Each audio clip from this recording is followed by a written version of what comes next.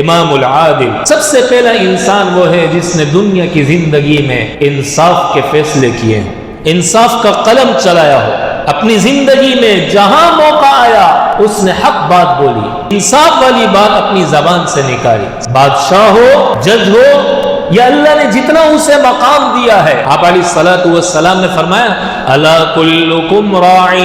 وکلکم مسئول عن رعیتی، تم میں سے ہر ایک چرواہا، ہر ایک کو اللہ نے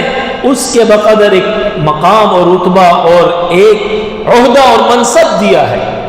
ہر ایک سے قیامت والے دن اس کے عہدے اور منصب کے بارے میں سوال کیا جائے۔ شوہر ہے، اس کے ماتحتی میں اس کے بیوی بچے آتے ہیں، ایک شخص استاد ہے، اس کی ماتحتی میں اس کے شاگرد آتے ہیں، ایک شخص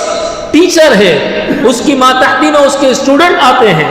اب اس زندگی کے اندر اس طاقت کو یہ کتنا انصاف کے بقدر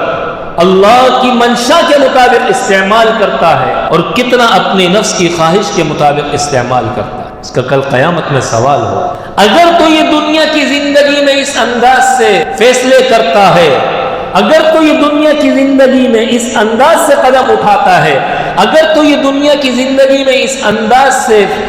اپنے اوقات کو گزارتا ہے کہ اس کے ماتحتوں میں کسی کے ساتھ بھی نہ انصافی نہ ہو، بیوی کے ساتھ نہ ہو، بچوں کے ساتھ نہ ہو، بھائی بہنوں کے ساتھ نہ ہو، سسرال والوں کے ساتھ نہ ہو، اپنے اسٹوڈنٹ کے ساتھ نہ ہو، اپنے ماتحتوں کے ساتھ نہ ہو، جو اس کے